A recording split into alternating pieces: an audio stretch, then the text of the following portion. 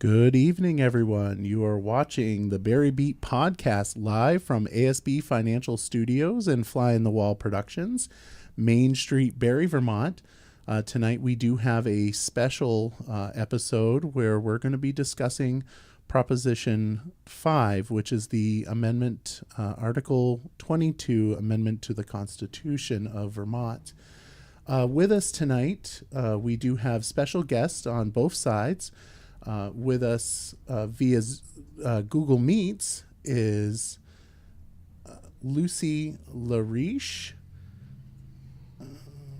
transferring over, and Lucy is the she leads the Reproductive Liberty Amendment campaign and is the vice president of Vermont Public Affairs at Planned Parenthood. And in studio, we have Sharon Toborg. She is the president of Vermonters for Good Government and a policy analyst at Vermont Right to Life. I do want to welcome both of you here and thank you for taking the time to join us and tell our community what this amendment to our Constitution is all about. So I will let Lucy start off first. Just give a little introduction about yourself beyond your title, and I'll let you go from there. Okay, great. Well, thank you, Michael. Thank you for inviting me onto your program. So you already mentioned my name, Lucy Lariche. I use she, her pronouns. I live in Hyde Park, Vermont. I am a native Vermonter, grew up in Wolcott by French-Canadian immigrant Catholic family. And I previously worked in the legislature and in state government. I was the secretary of the Commerce Agency before coming to work for Planned Parenthood. And as you mentioned, I'm the president of the Vermont for Reproductive Liberty Ballot Committee, which is the organization that was formed to pass the Reproductive Liberty Amendment. All right. And Sharon? Thank you for inviting me, Michael. I appreciate the opportunity. I am Sharon Toborg. I live right here in Barre. I grew up in Waterbury, not too far from here. And I've got involved in the pro-life movement in college and have been involved ever since for 35 years. And I'm also helped to form the Vermonters for Good Government, which is an organization of both pro-life and pro-choice Vermonters who are concerned about the impacts that Article 22 will have on our state if it is added to our Vermont Constitution. All right. So for those that don't know, we will have the opportunity in November to make an adjustment to our Constitution. It's not a normal process. I think this is the first time I have done it, or I've had the opportunity to do so since I've been voting. And if that's not the case, then, well, that's kind of embarrassing. But so for those that don't know what we're referring to, it's Proposal 5. It's an amendment to the Vermont Constitution, and it reads as follows. Article 22, personal reproductive liberty, that is an individual's right to personal reproductive autonomy, is central to the liberty and dignity to determine one's own life course and shall not be denied or infringed unless justified by a compelling state interest achieved by the least restrictive means. So that's a lot for an amendment. Well, I guess it's not too much for words, but it certainly means a lot. And since Lisa, your last name is L, so I'll let you just explain why you are taking your stance and what stance you think that voters should consider doing in November. Yeah, sure. So for me, the thing that I think about is just this context that we're in right now, historically. At a time when politicians in half of the states in the country are moving to ban or severely restrict abortion access, Planned Parenthood Vermont Action Fund and Planned Parenthood Northern New England supports Proposal 5, the Reproductive Liberty Amendment, because it will protect the full spectrum of reproductive health care, including abortion and contraception, and it will ensure that important personal health care decisions remain between patients and doctors, not politicians. Vermonters have had this freedom for the last 50 years. So passing Proposal 5 will ensure that the rights that we have today won't be gone tomorrow. All right. And Sharon, would you like to provide us your opinion on this? Well, the coalition that has come together under the banner of Vermonters for Good Government feels that this is a proposal that just goes too far by creating a constitutional right to unlimited, unregulated abortion throughout pregnancy. There are also concerns around the language. It grants a right to personal reproductive autonomy, but that is a phrase that does not have a fixed definition. If you consult the Oxford Legal Dictionary, it talks about there being varying definitions. So this could not only enshrine unrestricted abortion in our Constitution, it goes beyond abortion.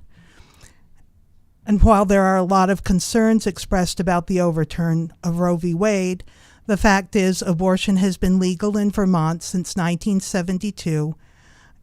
The legislature in 2019 put into statute that abortion is and will remain legal, and adding or not adding Article 22 to the Constitution will not affect the legality of abortion in Vermont. So abortion is legal, will remain legal regardless of how the vote comes out on Article 22. But we will be enshrining late-term abortion and more through this amendment. And that is of concern to many Vermonters, both pro-choice and pro-life.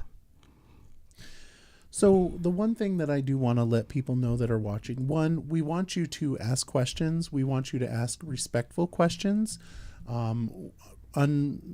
Disrespectful questions will not be asked, and it's very possible that you will not be able to ask questions afterwards. So we want you and encourage you to do that. Both of the people that are here tonight want to be able to answer questions for you. Both Lucy and Sharon want this opportunity to answer questions. Something that I want to point out is this is a very heated conversation for folks. We have both sides of this. We have Sharon, who does not want the amendment passed, and Lucy, who does. Both sides have very strong opinions. One believes that it's a fundamental right for control over one's body, and the other looks at it from a point of view of, this is a life within, and we have to be respectful of one another's opinions. And with that, we certainly want the questions, though. So I'll just ask for Sharon first. What will happen if this is not passed?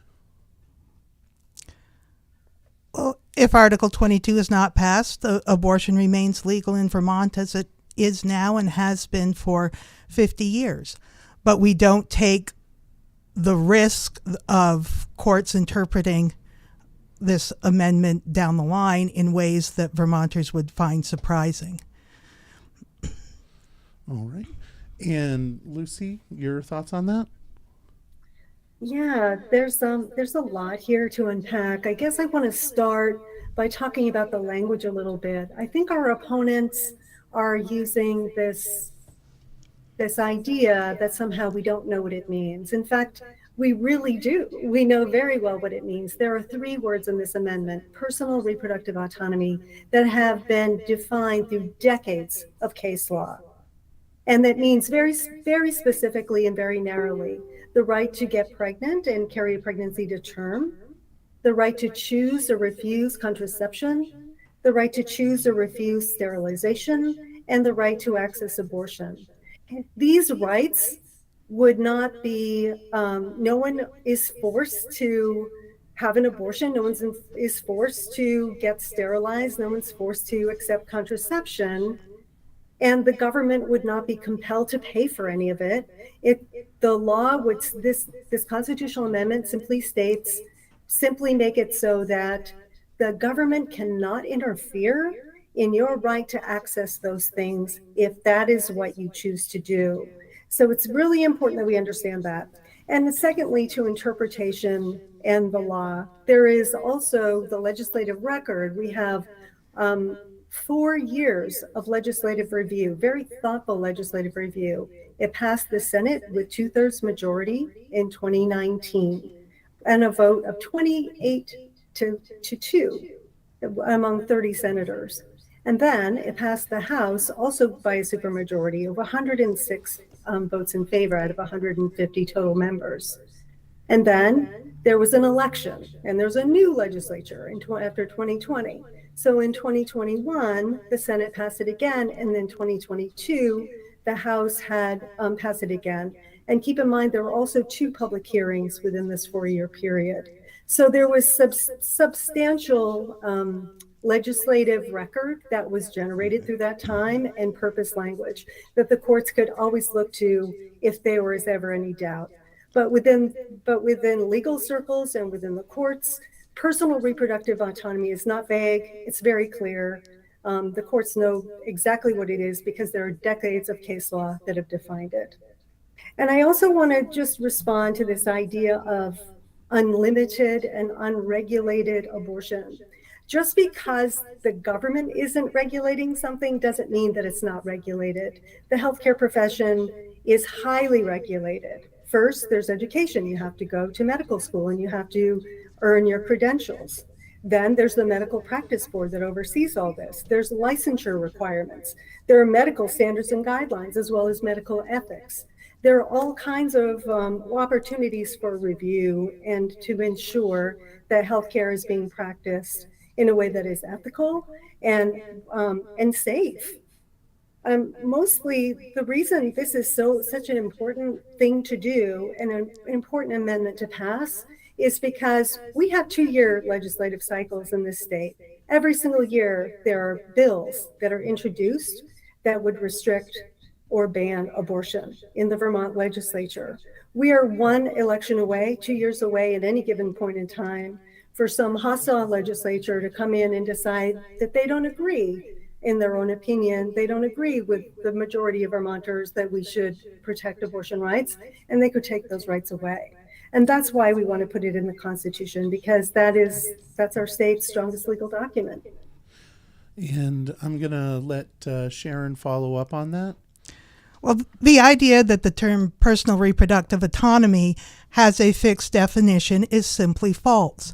Every time the U.S. Supreme Court has considered a case, the definition has expanded. Before 1973, abortion was not a part of personal reproductive autonomy.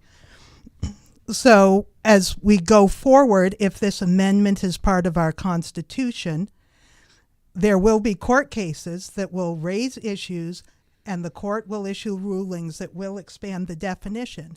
In fact, the ACLU, in their testimony in favor of Article 22, said that it includes protection on how you get pregnant, which is a concept that's already beyond what Lucy just said personal reproductive autonomy contains.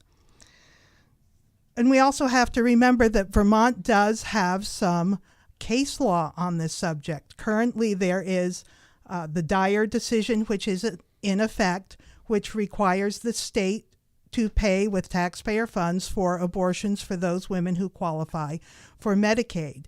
If there is a constitutional amendment, since the state provides so much health care through municipal insurance, Medicaid, state employee insurance, it's likely that there will be a tremendous amount of funding for these types of things. The other point I'd like to make is people reference the medical practice board as something that could be used to prevent a medical provider from doing abortion, say, in the second or third trimester. But we have to remember that the Medical Practice Board is a government entity.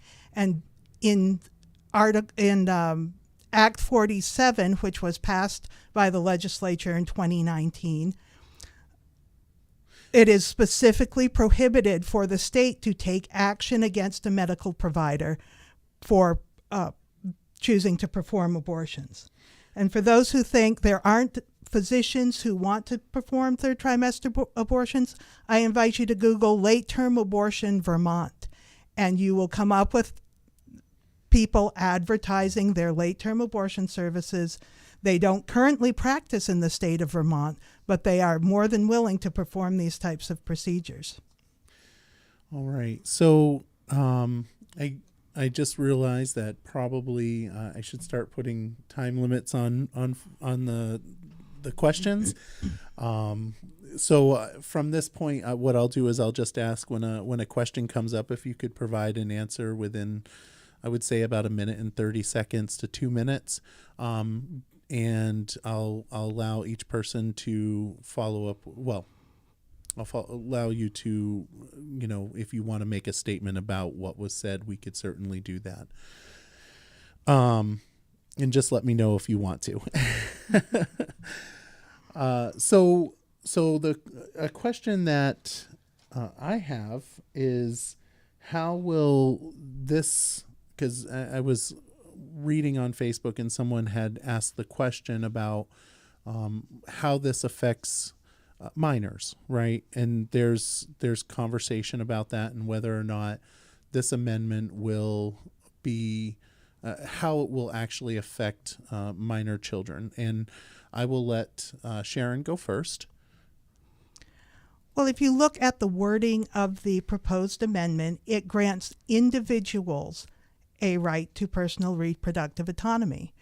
And that is an interesting choice of words because all of the other constitutional amendments use the terms persons to refer to adults and having rights. So by using the word individual, it not only opens it up to women and men, but also granting rights to children. And of course, there already is a legislative intent that minors be able to access abortion without parental knowledge or consent.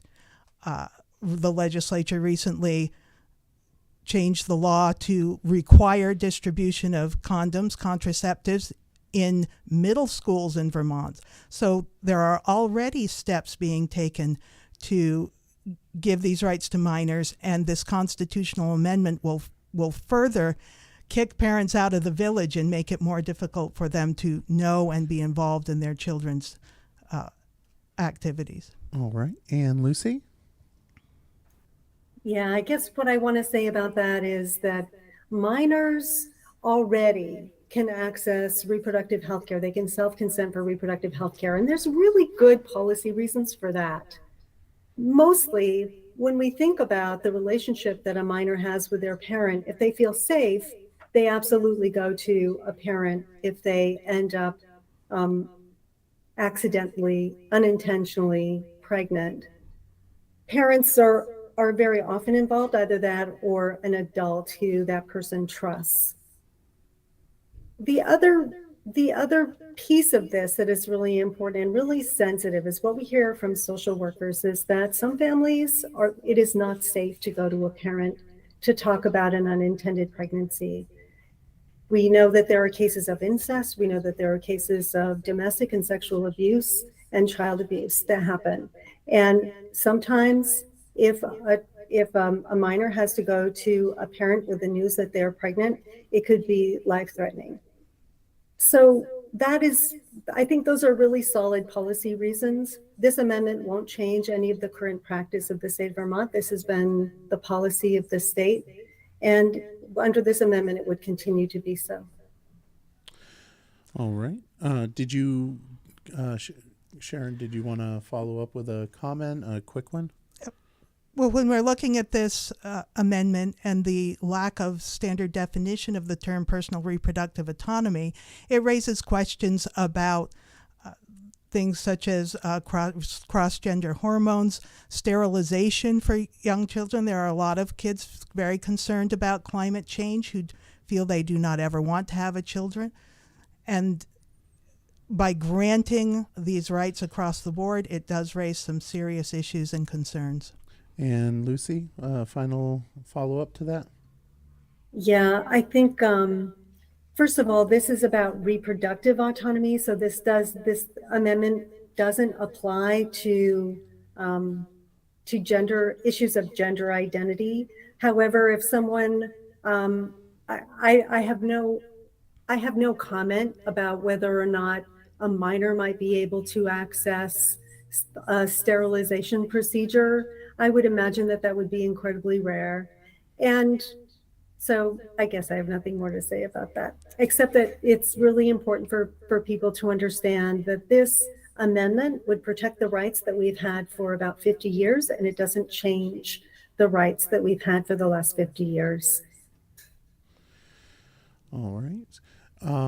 And we had some comments about late-term abortions, and I do want to make a comment about late-term abortions. I know that based on the statistics, it doesn't happen as much as it's purported to be happening. I think it goes, the other side uses rape and incest as well as a reason for their opinion. And again, those are really low numbers. But at the same time, it is a question that should be asked, right? Is this going to affect somebody's ability to have late-term abortions, and will it affect abortion cases when there's rape or incest? And I will let Lucy go first. I have a lot to say about this, and so if you need to cut me off, just say so. But I hope I can come. I hope you can bring me back. So, late-term abortion, first of all, is a political term. It's not a medical term, and it's used by people who try to shame patients and restrict access to reproductive health care. The amendment would protect every Vermonter's right to make their own reproductive decisions without interference from politicians. It really is just that simple. This idea that the amendment would make abortions later in pregnancy a common occurrence is truly preposterous. The Vermont Department of Health has the statistics. You mentioned, you referenced them, Mike. Nationally, abortions that happen later in pregnancy comprise about 1% of all abortions. The small number of abortions that happen later in pregnancy in Vermont are not elective. Certain screenings and genetic testing cannot be done until the second trimester of a pregnancy. So people often don't learn about serious medical complications until this time. The UVM Medical Center is the only healthcare provider in Vermont that performs abortions beyond 21 weeks and 6 days.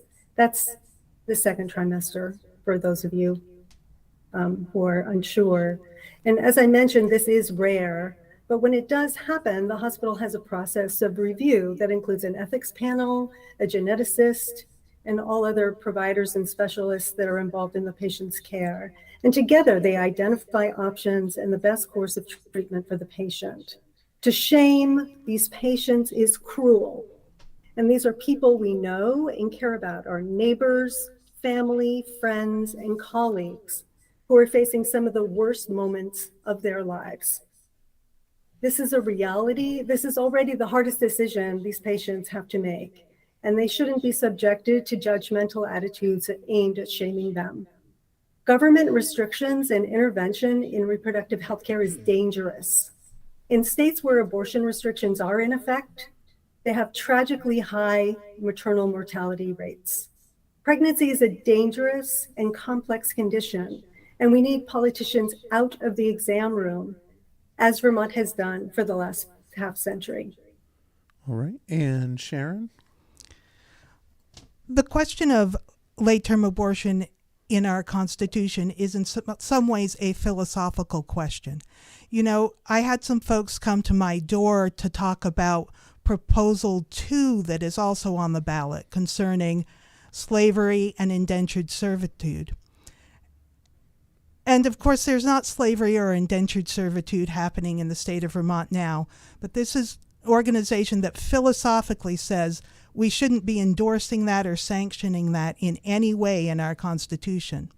Well, I think the same thing is true for elective late-term abortion. No, they're not common, but to declare them a constitutional right, I don't think is appropriate. I think we have to have some regard for an unborn child, at least in the later stages of pregnancy. I think most Vermonters agree on that. You know, and I've had the good fortune to meet at a conference we hosted here in Vermont, Melissa Oden. She was born. Actually, she was aborted and survived. She survived a saline abortion. She was a healthy mother with a healthy child, and the mother was coerced by her own mother into an abortion. And that's where some of these late-term abortions come in. The Guttmacher Institute, which is not a pro-life organization, says there are about 13,000 third trimester abortions a year, and most of them are done for social reasons. And women don't plan on having third trimester abortions. Sometimes they find out they're pregnant, later on in their pregnancy, or a partner leaves, or a job is lost, or some sort of crisis happens to make them think that they can't continue on with this pregnancy. And we're fortunate in Vermont that we have a good number of pregnancy resource centers that help women in these types of crisis pregnancy situations. And unfortunately, there are people who are trying to shut them down, people who are trying to put them out of business. All right. And Lucy, would you like to follow up with a quick comment on that? Yeah, I guess what I would say again is that the medical profession is very self-regulating, and the opposition is putting out really sensationalist, outrageous material suggesting that people are aborting fetuses at 8 and 9 months. It's absolutely absurd when you really think about it. No medical professional in this state would ever do that. At that point in pregnancy, that's called a delivery. It's not called an abortion. And at that point in a pregnancy, that if that is not a wanted, if that's not a wanted child, then it goes into adoption. So this scare tactic that all of a sudden this amendment is going to start, and this amendment passes, and all of a sudden everyone's going to flock to get a late-term abortion is it's a scare tactic. It's absurd. It doesn't happen. And it hasn't happened in the last 50 years. And there's nothing suggesting that it would ever happen. Thank you. And a final follow-up for Sharon? The materials that we have been putting out do not claim that people will flock to Vermont to get late-term abortions. They claim very accurately that it would be a fundamental constitutional right to have a third trimester abortion in Vermont if this article became part of the Constitution. And we know that there are providers throughout the country who are advertising to Vermont women that they offer late-term and third trimester elective abortion services. So I think that the real scare tactics come from the folks who claim that somehow abortion rights are imperiled in Vermont and at risk. Because as Lucy said, we have had these rights for 50 years and the legislature has never taken steps to limit them. So once again, I just want to point out that regarding statistics, I don't want to say tactics, but the comments about late term and also incest and rape are very low. For those reasonings. I know that one side says that you have to have it for in the case of health issues, like significant issues, and it just the numbers are low on both sides. So we are talking about on both sides of the aisle on this issue some fringe numbers, right? And I just wanted to clarify that for folks that are listening. And I see nodding of heads. I think both of you agree with that. Is that correct? on both sides. The rape and incest are low, and so isn't comparatively speaking, right, to the numbers. With that, a question that came online was, would this affect? How would this affect a father of a child for reproductive rights?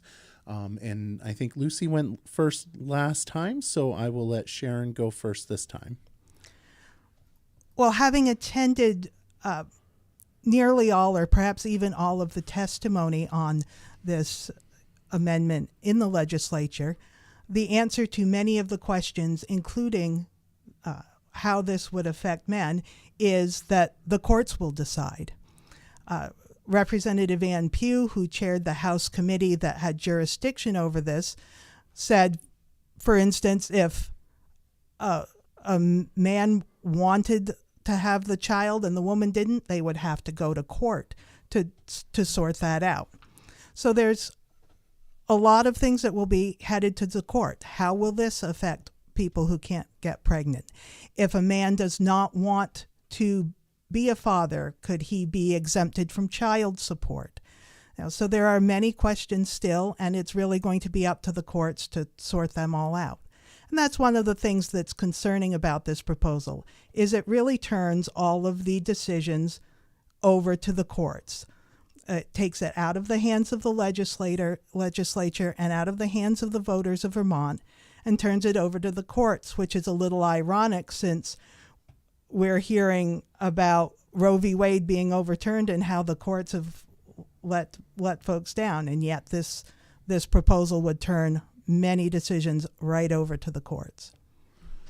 And Lucy, would you like to follow up with your comment on that? Yeah, well, first I would say that this decision is actually squarely in the hands of the voters. I mean, it's going before the voters in November, and they have an opportunity to decide whether or not they want this language in the Constitution. To suggest that it's out of the hands of Vermonters is not quite right. The other thing I wanted to say about this is that this idea, well, I'm going to back up. I was also in the room. I also heard all the testimony. I was there for all of it, for all 4 years in both the Senate and the House. And what I heard from legal experts was that the gestational parent's rights would have precedent in a case where the father wanted to assert a right. So in other words, the pregnant person's right would prevail. In addition to that, it's, I'll say in terms of men's rights, the question was, what are men's rights under the Reproductive Liberty Amendment?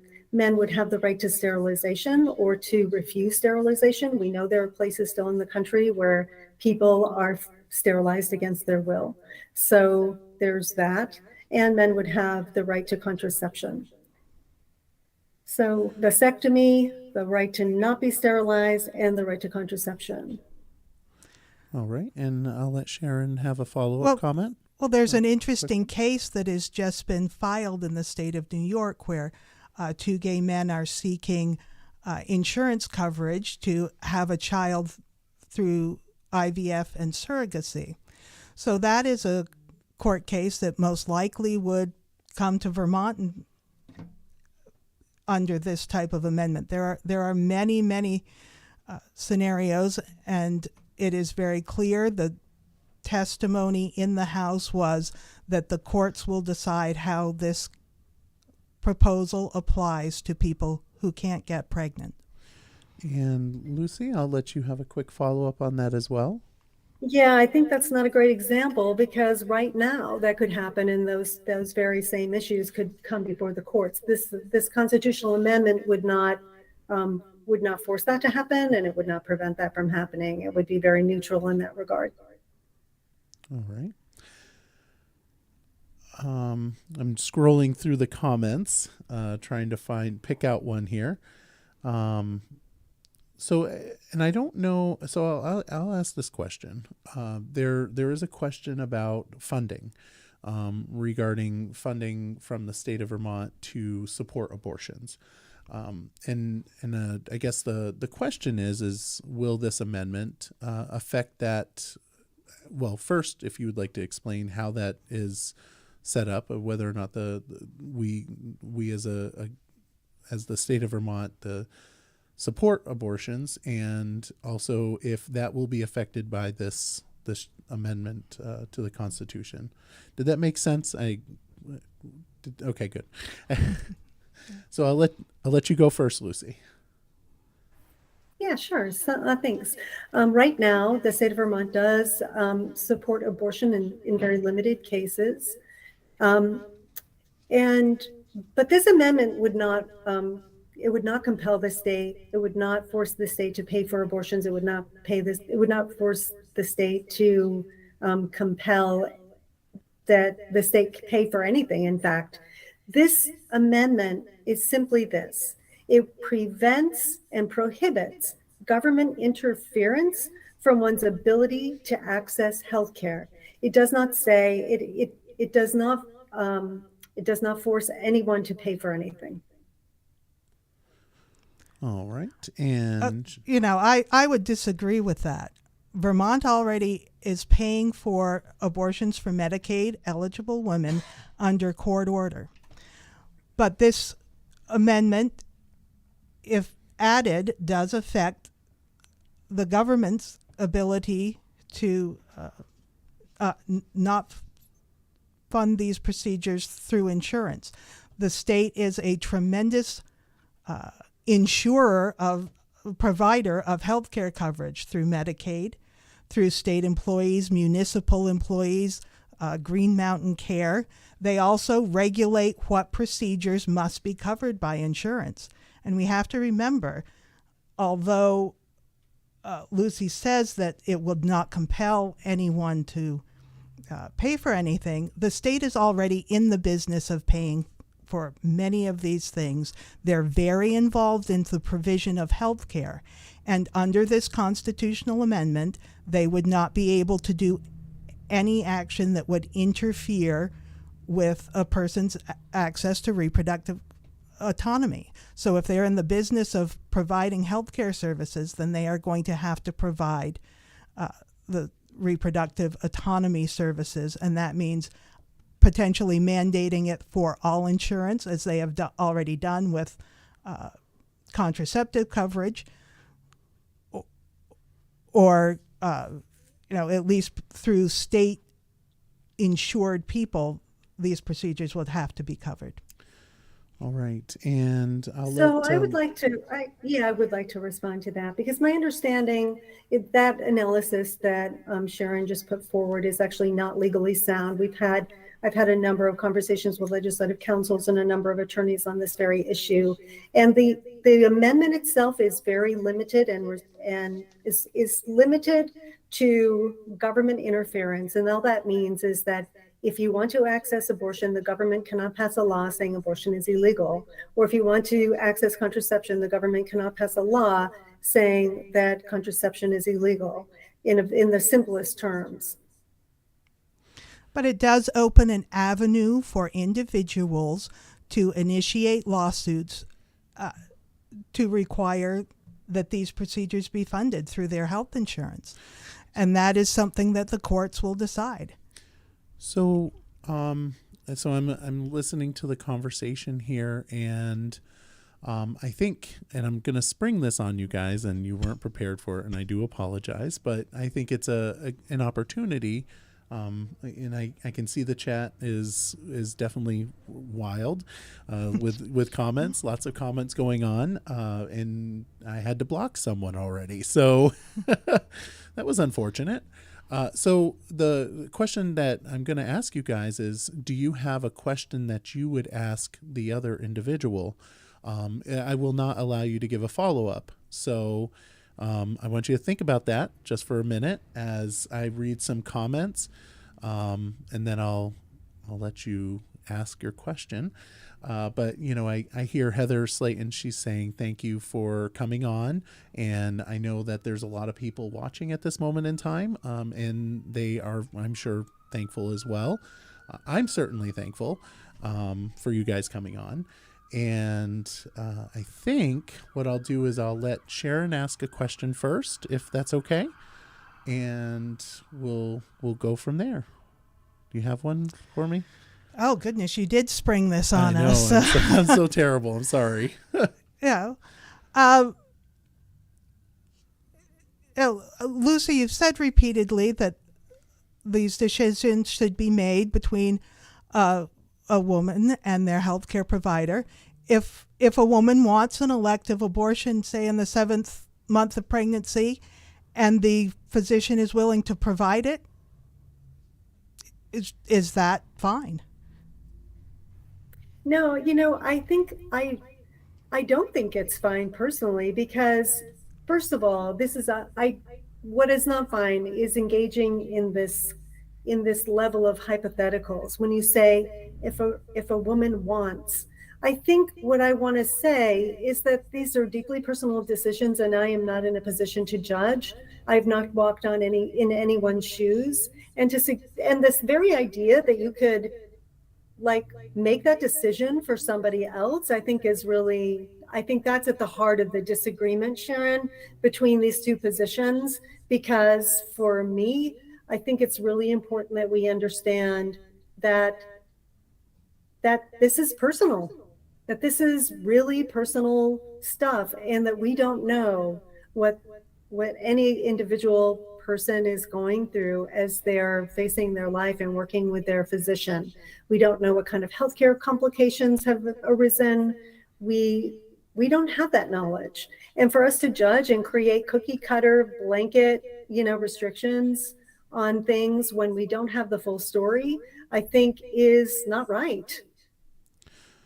All right. And Lucy, do you want to ask a question, or can you ask a question of Sharon? I don't think I have a question I want to ask Sharon. Okay. Well, okay. Do you guys have a question for me?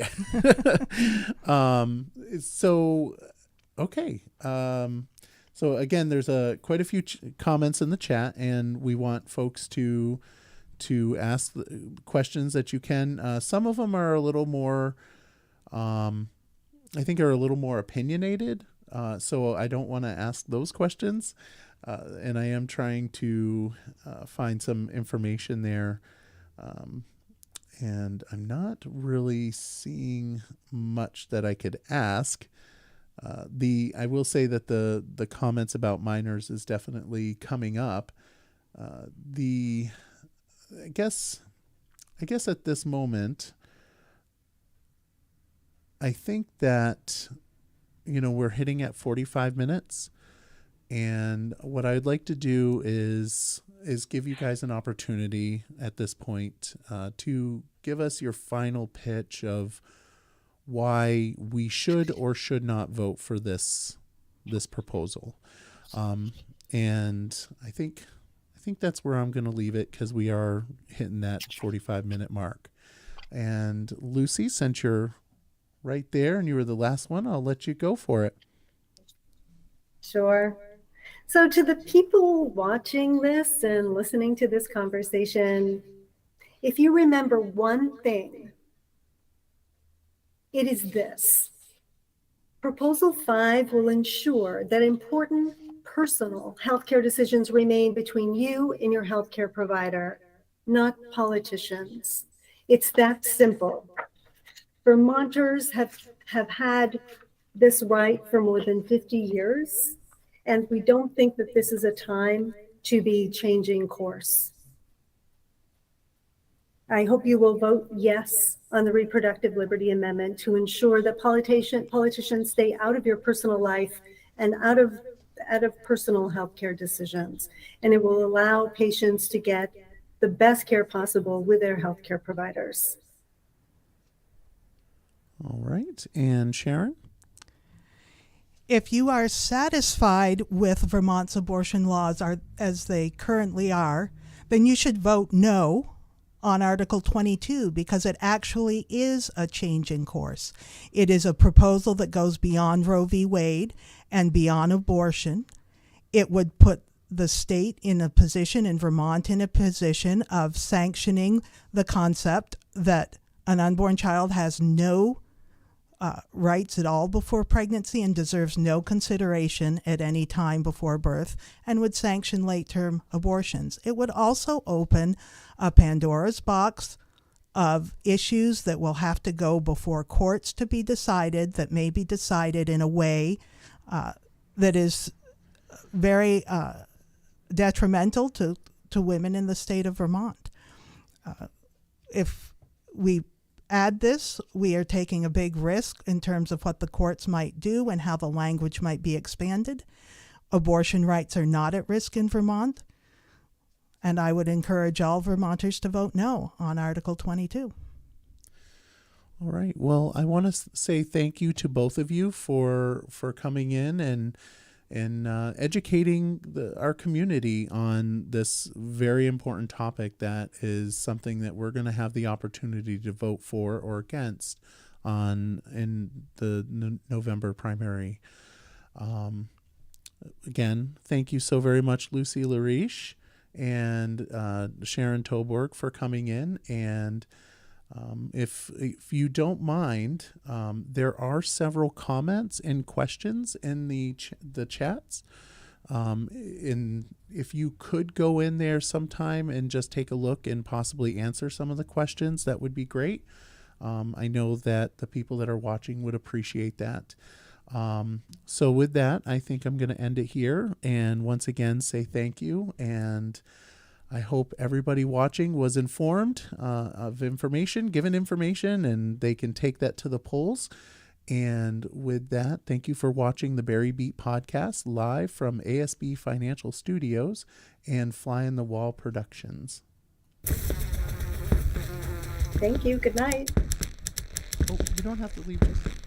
Oh, 1 minute.